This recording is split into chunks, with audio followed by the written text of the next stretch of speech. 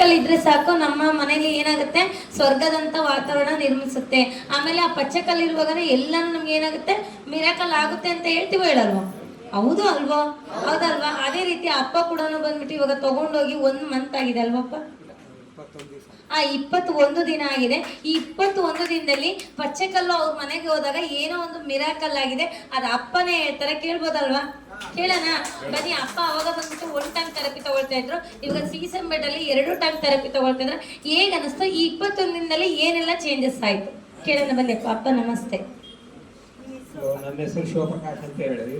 ನನಗೆ ಅಸ್ತಮಾ ಇತ್ತು. ಅಸ್ತಮಾ ಇದ್ರಿಂದ ನಾನು ಇಲ್ಲಿ ಬಂದು ಟ್ರೀಟ್ಮೆಂಟ್ ತಗೊಂಡ್ವಿ. ಇಲ್ಲಿ ನಾನು ಬರೋದಕ್ಕೆ ನಮ್ಮ ಸ್ನೇಹಿತ ಬಂದು ನಾನು ಕರ್ಕೊಂಡ್ಬಂದ ಇಲ್ಲಿ. ಆವಾಗ ನಾನು ಇಲ್ಲಿ ಬಂದಾಗೆ ಅವ್ನು ಎತ್ಕೊಂಡು ಬಂದು ಇಲ್ಲಿ ಟ್ರೀಟ್ಮೆಂಟ್ ಕೊಡಿಸಿದ. ಉಸಿರಾಟಕ್ಕೆ ತುಂಬ ತೊಂದರೆ ಇತ್ತು. ಅವತ್ತು ತಗೊಳ್ಳದೆ ಹೋಗಿದ್ರೆ ಸಾಯಂಕಾಲಕ್ಕೆ ನನ್ನ ಕತೆ ಮುಗಿದೋಗುವಂಥ ಪರಿಸ್ಥಿತಿಯಲ್ಲಿ ಇದ್ದೆ. ನಾನು ಇಲ್ಲಿ ಬಂದು ಟ್ರೀಟ್ಮೆಂಟ್ ತಗೊಂಡೆ. 1 ಗ್ಲಾಸ್ ನೀರು ಕೊಟ್ಟರು, ನೀರು ಕುಡಿದೆ. ಟ್ರೀಟ್ಮೆಂಟ್ ತಗೊಂಡೆ, 2 ಟ್ರೀಟ್ಮೆಂಟ್ ಕೊಟ್ಟರಿಲ್ಲಿ ತಗೊಂಡೋದ್ರೆ ಸಾಯಂಕಾಲ 6:30 ಅನ್ನೋತ್ತಿಗೆ ಆರಾಮಾಗ ಹೆಂಗೆ ನಿಂತಿದ್ರೆ ನಿಮ್ಗೆ ಆರಾಮಾಗಿ ನಿಂತ್ಕೊಂಡು ಏನಪ್ಪ ಅಂದರೆ ಆ ನೀರು ಹೆಂಗೆ ಕೊಡ್ತಾರಲ್ಲ ಅದು ನಮ್ಮನ್ನು ಸುಧಾರಣೆ ಮಾಡುತ್ತೆ. ಅದು ಜೇಡ್ ವಾಟರ್ ಅಂತ ಬರುತ್ತೆ. ಅದು ತುಂಬ ಚೆನ್ನಾಗಿದೆ. ಅದು ಆ ನೀರು ಕುಡಿದ್ಮೇಲೆ ಆರೋಗ್ಯ ಎಲ್ಲ ಸುಧಾರಣೆ ಆಗ್ತಾ ಬರ್ತದೆ. ಆಮೇಲೆ ಅಲ್ಲಿಂದ ನಾನು ಮಾರನೇ ದಿವಸದಿಂದ ಸೈಕಲ್ ತುಳ್ಕೊಂತ ಬಂದೆ. ನನಗೆ ಸೈಕಲ್ ತುಳಿಯೋದು ಅಭ್ಯಾಸ. ನನಗೆ ಸುಮಾರು ಈಗ 40 ವರ್ಷದಿಂದ ಸೈಕಲ್ ತುಳಿತಾ ಬಂದೆ.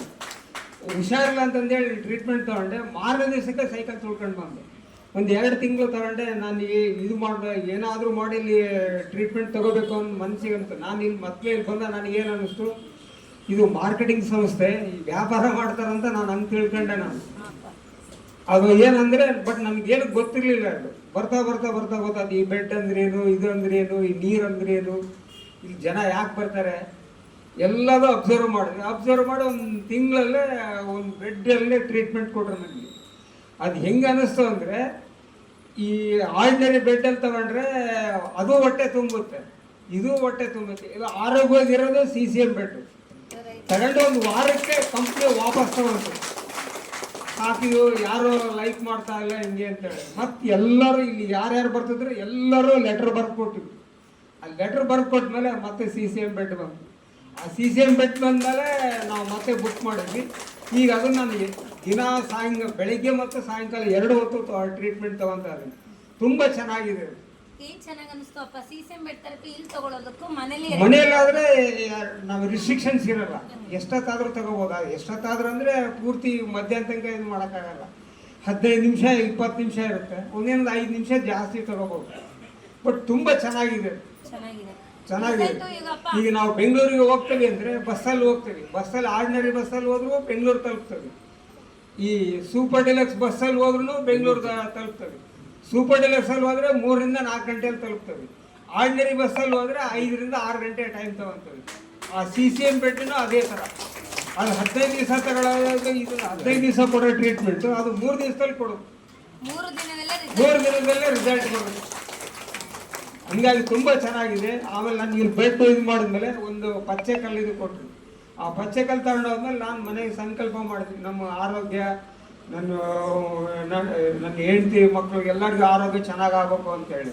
ಇರೋದು ನಾನು ಒಬ್ಬನಿಗೆ ಇಷ್ಟಕ್ಕೊಂದು ಯಾಕೆ ಖರ್ಚು ಮಾಡಿದೆ ಅಂತ ನನ್ನ ಹೆಂಡತಿ ಮಕ್ಕಳು ಇಬ್ಬರು ಕೇಳಿದ್ರು.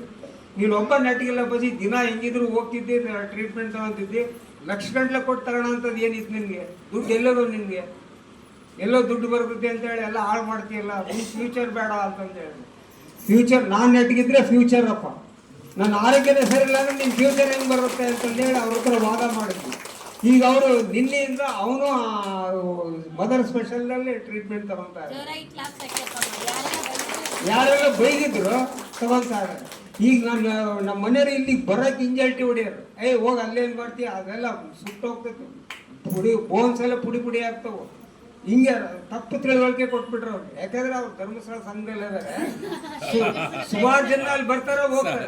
ಈ ಟ್ರೀಟ್ಮೆಂಟ್ ತಗೊಳ್ಳೋದ್ರಿಂದ ಮೂಳೆ ಸುಡ್ತದ, ಅಲ್ಲೇ ಯಾಕೆ ಹೋಗಿರ, ಹಿಂಗೆಲ್ಲರೂ ರಾಂಗ್ ಡಯಾಗ್ನೋಸ್ ಮಾಡೋದ್ರೆ ಭಾಳ. ಆಮೇಲೆ ನಾನು ಅಲ್ಲಿ ಒಂದ್ಸರಿ ಮೀಟಿಂಗಲ್ಲಿ ಹೋದಾಗ ನಾನು ಹೇಳಿದೆ, ಅಲ್ಲಮ್ಮ ನೀವು ನೋಡಿದ್ದೀರಾ ಸುಡೋದನ್ನ, ನಾನೇ ತಗೊಂಡಿದ್ದೇನೆ, ನಾನು ಸುಡ್ಬೇಕಲ್ಲಮ್ಮ, ನನ್ನ ಕಾಲು ಏನಾಗೈತಿ, ಆರಾಮಾಗಿದ್ದೀನಲ್ಲ ನಾನು, ಸುಡ್ತಾ ಇದೆ ಅಂತ ಹೇಳ್ತೀರಿ, ಸುಳ್ಳು ಹೇಳ್ಬೇಡ್ರಿ, ಹೋಗಿ ನೋಡ್ರಿ. ಸುಟ್ರೆ ನಿಮಗೆ ನೀವು ತಪ್ಪು ಮಾಡಿರ್ತೀರ ಅದು ಸುಡುತ್ತೆ. ಹಂಗಂತಂದೇಳಿ ನೀವು ಏನು ಗೊತ್ತಿಲ್ಲದಂಗ ಒಲೆ ಕೈ ಇಟ್ಟರೆ ಸುಟ್ಟೆ ಸುಡುತ್ತೆ. ಅದೇ ಅದು ಬೆಂಕಿ ಏನು ಸುಡೋದು ಅಷ್ಟೇ ಅದ್ರ ಕರ್ತವ್ಯ. ಹೌದು.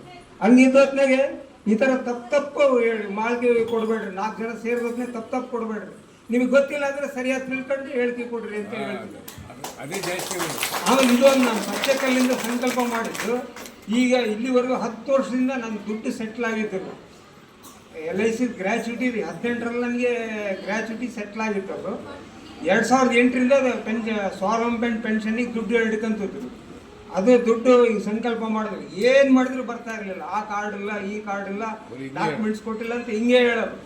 ಒಂದ್ಸರಿ ಲೆಟರ್ ಬರೆದೆ, ನೋಡಪ್ಪ ನಾನು ಎಲ್ಲ ಕರೆಕ್ಟಾಗಿ ಕೊಟ್ಟಿದ್ದೀನಿ, ಇಂತಿಂಥ ತಾರೀಕಲ್ಲಿ ಇಂತಿಂಥ ಡೇಟಲ್ಲಿ ಇಂತಿಂಥ ಕೈಲಿ ನಾನು ಡಾಕ್ಯುಮೆಂಟ್ಸ್ ಕೊಟ್ಟಿದ್ದೀನಿ ಅಂತ ಕ್ಲೀನಾಗಿ ಅರ್ಥ ಆಗಿ ಲೆಟರ್ ಬರ್ಕೊಟ್ಟೆ ಅವ್ರಿಗೆ.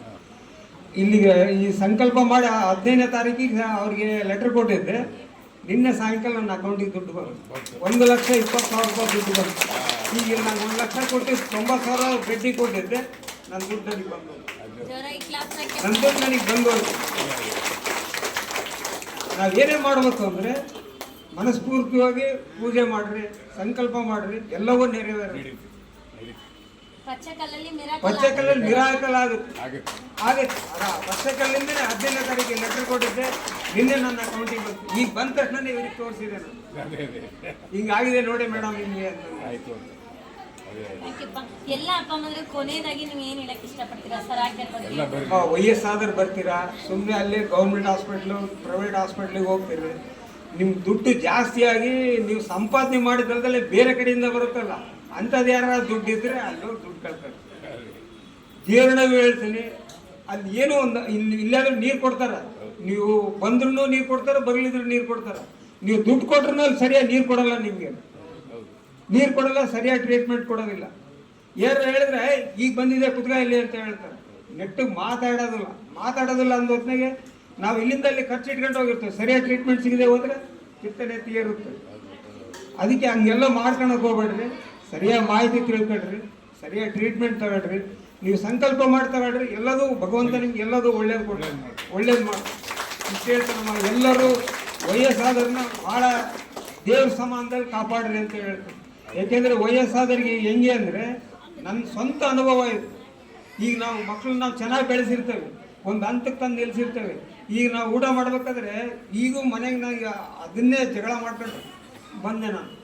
ನಿನಗೆ ವಯಸ್ಸಾಗೈತಿ, ಖಾರ ಇರೋದು ಊಟ ಮಾಡ್ತೀಯಲ್ಲ ಅಂತ. ಖಾರ ಅನ್ನೋದು ನಮಗೆ ಗೊತ್ತಿರುತ್ತೆ, ಏನು ಉಣ್ಬೇಕು ಏನು ಉಣ್ಬಾರ್ದು ಅಂತ ನಮಗೆ ಚೆನ್ನಾಗಿ ಗೊತ್ತಿರುತ್ತೆ. ಈಗಲೇ ರಿಸ್ಟ್ರಿಕ್ಷನ್ಸ್ ಮಾಡ್ತಾರೆ. ಈಗ ನಾವು ನೆಟ್ಗದವೇ ರಿಸ್ಟ್ರಿಕ್ಷನ್ಸ್ ಮಾಡ್ತಾರೆ. ಮುಂದೆ ನಾವು ಮೂಲ ಗುಂಪಾದರೆ ನಮ್ಗೆ ಭಗವಂತನೇ ಕಾಪಾಡ್ಬೇಕು. ಭಗವಂತನೇ ಕಾಪಾಡ್ಬೇಕು. ಭಗವಂತ ಕಾಪಾಡ್ಬೇಕು ಅಂದರೆ ನಾವು ಒಳ್ಳೆ ಕೆಲಸ ಮಾಡ್ಬೇಕು. ಒಳ್ಳೆ ಕೆಲಸ ಮಾಡಿದ್ರೆ ಭಗವಂತ ನಮ್ಮ ಹಿಂದೆ ಇರ್ತಾನೆ. ನಾನು ಇಲ್ಲಿಗೆ ಬರೋದಕ್ಕಿಂತ ಮುಂಚೆ 3 ತಿಂಗಳ ಹಿಂದೆ ಜಗನ್ನಾಥಂದು ಪುರಿ ದೇವಸ್ಥಾನಕ್ಕೆ ಹೋಗಿ ದರ್ಶನ ಮಾಡುವಂತೆ. ಅಲ್ಲಿ ಇಲ್ಲೆಲ್ಲ ಸಿಂಗಲಾಗಿ ಹೋಗ್ಬೇಕು ಅಂತಾರೆ. ಅಲ್ಲಿ ಗುಂಪಾಗಿ ಹೋಗಿ ದರ್ಶನ ಮಾಡ್ಬೇಕು. ಆ ಭಗವಂತನ ಜಗನ್ನಾಥನ ದರ್ಶನ ಮಾಡ್ಬೇಕು ಅಂದರೆ ಒಂದು 9 ಗೇಟ್ ಇರ್ತಾವೆ. At A time 9 gate open ಮಾಡ್ತಾರೆ. ಒಂದೊಂದು ಗೇಟಲ್ಲಿ 100 ಜನ ಇರ್ತಾರೆ. ಒಂದೇ ಸರಿಗೆ 1000 ಜನ ಹೋಗಿ ದರ್ಶನ ಮಾಡೋದು. ಆ 1000 ಜನ ದರ್ಶನ ಮಾಡಿದ್ರೆ ಅವಾಗ ಭಗವಂತ ಪ್ರತ್ಯಕ್ಷ ಆಗ್ತದೆ.